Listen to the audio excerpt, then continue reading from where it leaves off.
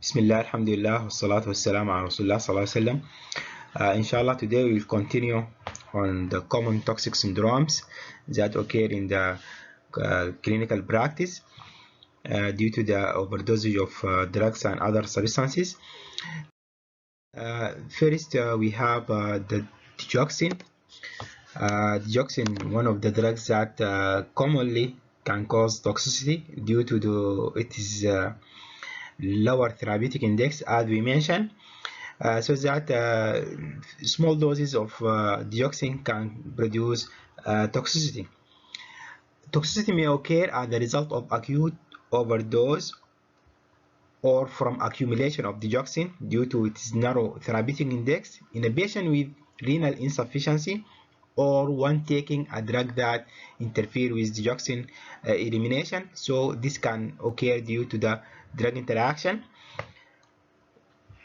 Patients receiving long-term dioxin treatment for treatment of heart failure, as we mentioned that dioxin is one of the drugs that having inotropic effect on the heart, are often also taking diuretics, which can lead to electrolyte depletion, especially potassium, and this can increase the risk of digitalis toxicity because dioxin work through the inhibition of potassium hydrogen potassium ATPase on the heart, so that in case of hypokalemia, which usually can occur due to the potassium losing diuretics such as loop diuretics and thiazide diuretics, so that both of these diuretics can result in hypokalemia, and the hypokalemia can potentiate the digoxin toxicity because lead to less potassium, which compete with a digoxin for hydrogen potassium ATPase. Digoxin toxicity is known as digitalis toxicity because it is derived from a plant called Digitalis purpurea, so that digoxin and digitoxin, these are alkaloids known as cardiac glycoside, so its toxicity is known as digitalis toxicity due to the digitalis plant. As I mentioned, the hypokalemia worsen digoxin and digitoxin toxicity because digoxin normally bind to the hydrogen potassium ATPase or hydrogen potassium bump on the same side as potassium bind. So there is a competition between the potassium and digoxin to this ATPase, hydrogen potassium ATPase. In case of potassium levels are low, in case of hypokalemia, digoxin can more easily bind to the ATPase pump, exerting the inhibitory effect, and this effect, pharmacological effect, will be more profound. So hypokalemia may, as I mentioned, present with in patient the result of long-term diuretic treatment, especially the potassium-losing diuretics, the thiazide, and the loop diuretics.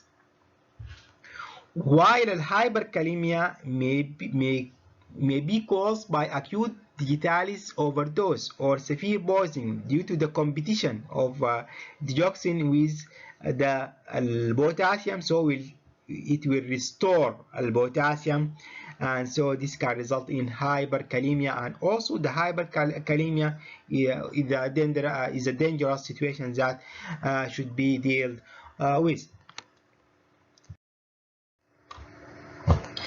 A variety of cardiac rhythm disturbances may occur due to digoxin overdose. This can lead to sinus bradycardia, AV block, atrial tachycardia, with block and other ventricular arrhythmias. Also, vomiting is a common in patient with digitalis overdose, and this is a sign sign and symptom for occurred with digoxin overdose. We should know that digoxin, as digoxin arrhythmogenic, also digoxin can be considered one of the drugs that can be used for treatment of cardiac arrhythmias. Treatment of digoxin toxicity we should have general supportive care that should be provided for the patient. Also, atropine, which is often effective for bradycardia or AV blocks that produced by digoxin, also can be used. Now, the use of digoxin antibodies, which consider the antidote for digoxin toxicity, has revolutionized the treatment of digoxin toxicity. They should be administered intravenously in the dosage indicated in the package inserted according to the label in the package. Is a drug of choice now for treatment of digoxin toxicity. These digoxin antibodies in the form of digoxin immune Fab, DigiFab, or DigiBind, all of these are antibodies that are very effective for treatment of digoxin toxicity. Regarding digoxin toxicity, symptoms usually improve within 30 to 60 minutes after the antibody administration. Digoxin antibodies may be tried in cases of poisoning by other cardiac glycosides وإنهم plant derivatives such as the digitoxin and oleander. Although larger doses in this case may be needed due to incomplete cross reactivity ما زيهم زي الديجوكسين which عندنا complete reactivity, لكن هنا نتيجة للincomplete cross reactivity, so they should be in larger doses. Now we have ethanol and sedative hypnotic drugs. Sedative hypnotic drugs such as the benzodiazepine and the barbiturates, because having the same pharmacological effects like ethanol, so that ethanol is considered also pharmacologically as sedative hypnotic.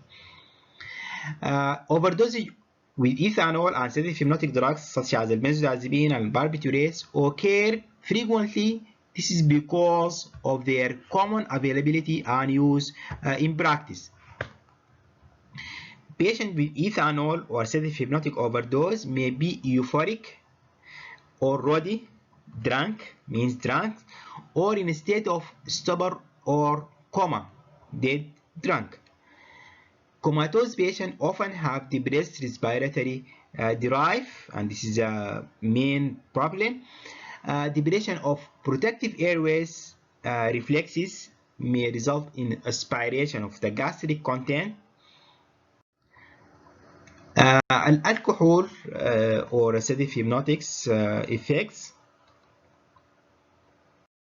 Alcohol overdose usually associated with hypothermia, that called alcohol hypothermia, and this hypothermia can result from various causes. Most cases related to ethanol use contributes to cooling via this result in hypothermia.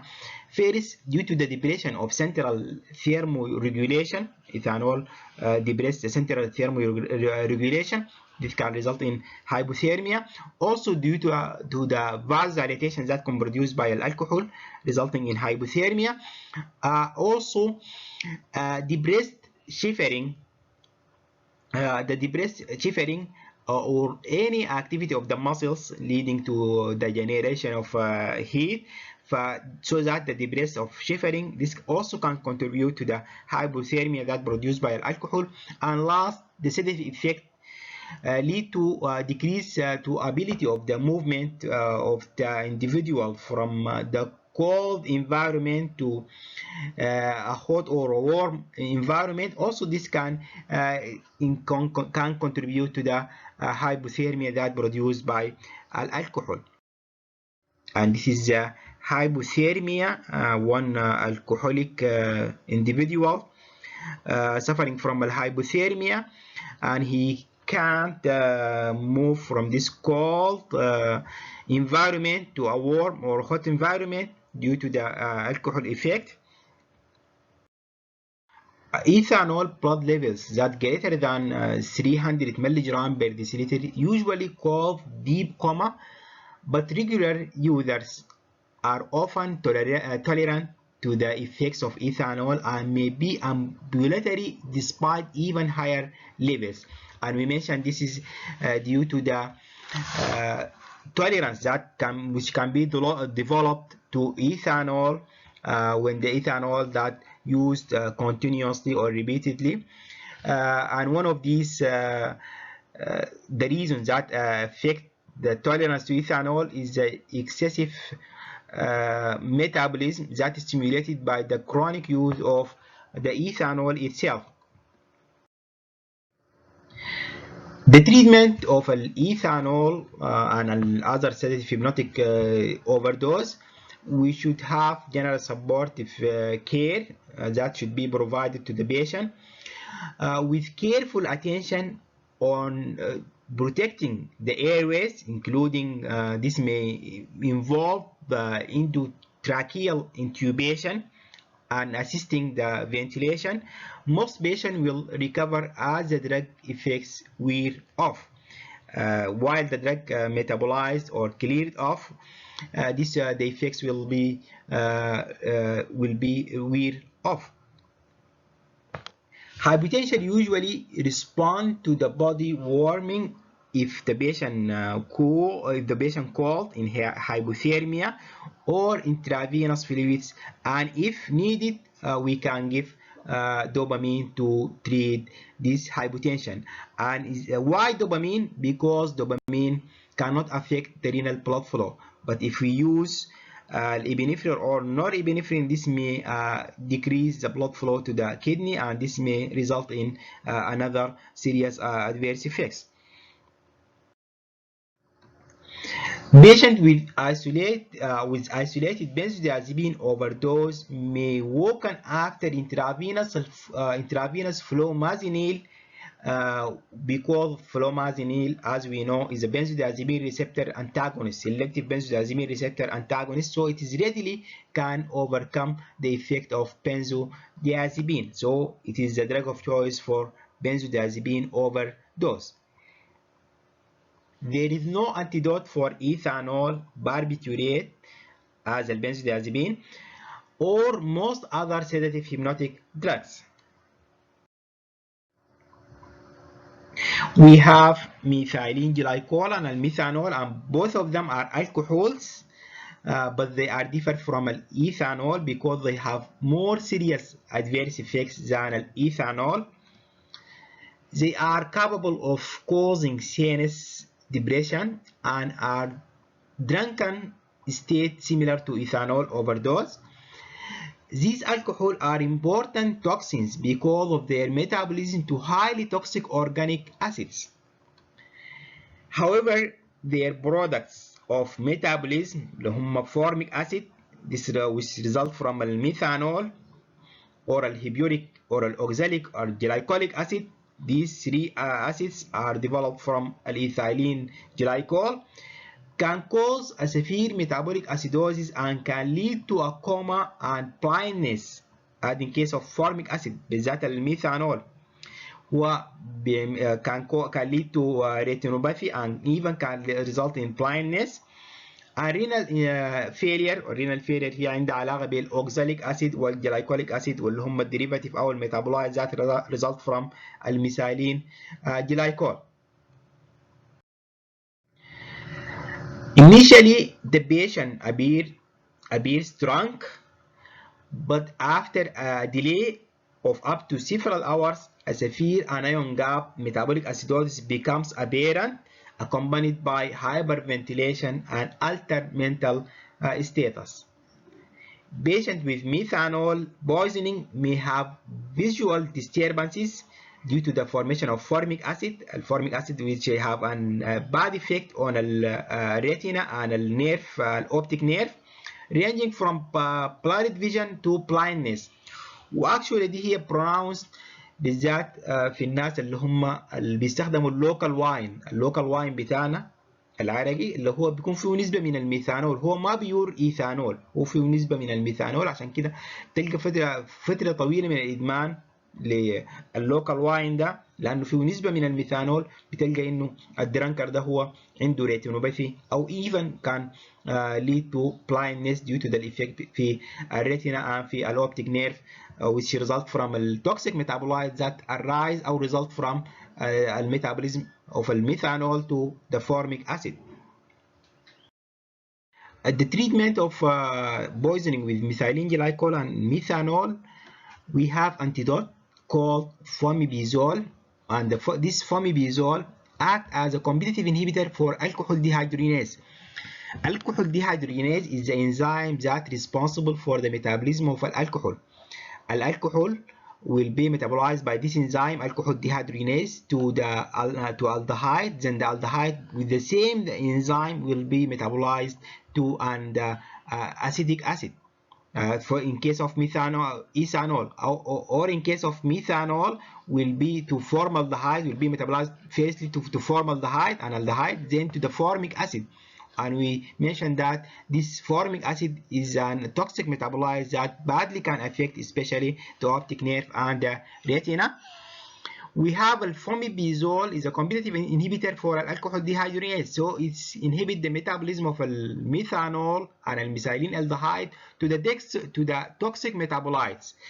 And this drug is approved by FDA, the Food Drug Administration, Federal Food Drug Administration, that approved this drug, fomepizole, for treatment of methanol and ethylene glycol toxicity. Standard dosing for this drug differ with the hemodialysis, also because we can use HDL hemodialysis to treat the methylene glycol and methanol alcohol, because they have a volume distribution that equal to the total body water, so that the hemodialysis is very effective in relieving these drugs, in elimination of these drugs. 15 mg per kg IV as a loading dose, then 10 mg per kg every 8 hours. This is in case of there is no, we didn't use hemodialysis, but in case of we using hemodialysis for treatment of this toxicity of methylene glycol and methanol, this antidote should be used every 4 hours when receiving hemodialysis, because also this is the drug eliminated by the hemodialysis, so we should be used, this drug should be used every 4 hours for this treatment of these toxicities. Historically, we use an ethanol as an IV infusion to treat the methylene glycol and methanol, because the methanol also competitively act on or competitively metabolized by alcohol dehydrogenase, so it will compete these drugs on the enzyme alcohol dehydrogenase. And we know that ethanol is metabolized to acetaldehyde and acetic acid, which are less toxic than methaldehyde and formic acid, which result from methanol overdose. But the effective use is limited. The effective use of ethanol as an IV infusion for treatment of methanol and methaldehyde toxicity limited by the following reason. First, non-adverse effects profile for the ethanol. Secondly, inconsistent and variable dosing, which differ from individual to others, especially if the patient has a history of alcohol consumption. Also due to the venous irritation that can be produced by ethanol IV, and last, due to the electrolyte abnormalities that can arise or can result from IV ethanol administration. Regarding methylene glycol and methanol toxicity, if we found that the pH of the patient is less than 7.3, this patient should be treated with sodium bicarbonate to correct the acidosis. And we should note that if methanol toxicity treatment with IV sodium bicarbonate reduces the amount of the formic acid, which is particularly responsible for the toxic effect on retina and the optic nerve, as we mentioned. The hemodialysis is very effective in removing the parent alcohols and toxic metabolites. It should be recommended in patients with non-toxicity from methanol or ethylene glycol. if we know that the patient is intoxication results from methanol or ethylene glycol, so the hemodialysis should be indicated as soon as possible. Also, we have adjunctive therapy that should be used or as a cofactor therapy that should be administered to all patients that receiving fomepizole or ethanol, واللي هم as we mentioned antidote for these methylene glycol and methanol toxicity. Particularly if the patient in nutritional status is unknown or poor. These cofactor therapies include leucofortin or folic acid 50 mg IV every 6 hours, or thiamine 100 mg IV daily, or pyridoxine vitamin B6 50 mg IV daily. Now we have opioid overdose, which can result in opioid toxicity, which is also common in practice among drug abusers, because opioids are one of the drugs that commonly abused due to its euphoric effects.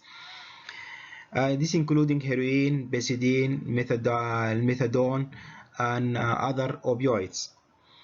The classical opioid toxidrome consists of apnea, stupor, meiosis, with varying degrees or severity, and especially the meiosis. And we mentioned previously that the overdose of opioid can result in pinpoint eye due to the meiosis, which results from the excessive cholinergic effect on the eye.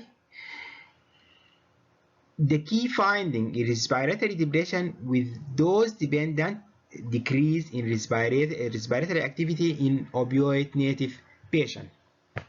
Also, the apnea, which results from respiratory depression, and the stupor due to the central effect of these opioids. The respiratory rate of less than or equal 12 beats per minute in a walk patient suggests impairment of, particularly when they accompanied with meiosis or stupor. And this is the three the characteristic or diagnostic features of the patient that suffer from opioid overdosage. Some of the opioids having serotogenic activity, these include meperidine and tramadol, methadone, and dextromethorphan and proboxifene.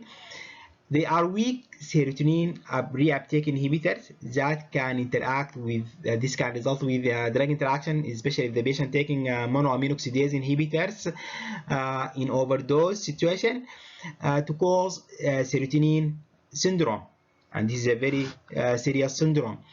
Also can lead to seizures in case of overdose scenarios.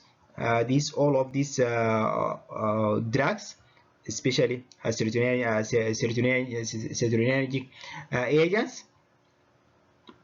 Methadone have a prolonged half-life, can cause QT interval prolongation, and so that this can lead to increased risk of Torsades point cardiac arrhythmias due to the prolongation of a QT interval.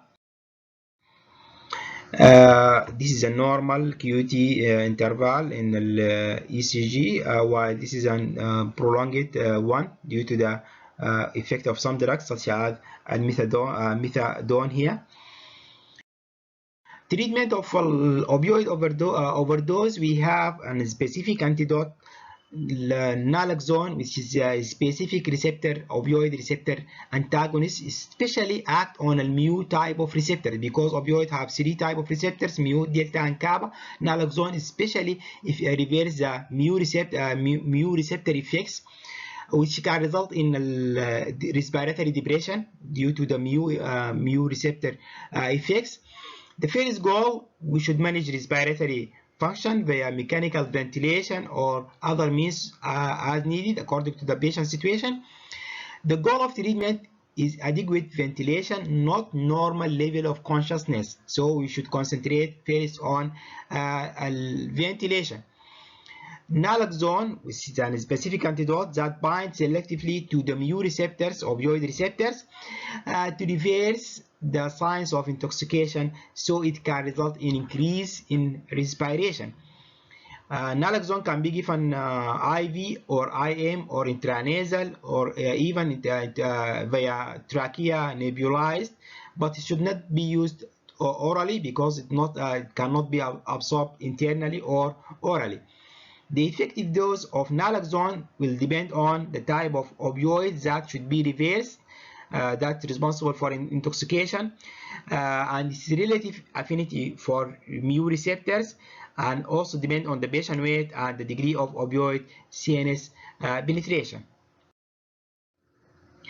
Now we have amphetamine and other CNS stimulant. These stimulant drugs commonly abused include methamphetamine and methylene dioxymethamphetamine, which is abbreviated by MDMA, and cocaine, also cocaine, one of the CNS stimulant, as well as legal substances such as pseudoephedrine and ephedrine. وديل برضه هم الآن can be abused. Even pseudoephedrine and ephedrine can be abused in case of large doses due to its CNS effects, which mainly result in euphoric effects that lead to its abuse. Used as a party drug, this CNS stimulant commonly used as a party drug to induce effects of euphoria, sexual arousal, relaxation, and wakefulness. This is ecstasy, well, MDMA, known as ecstasy. This is an called street name ecstasy.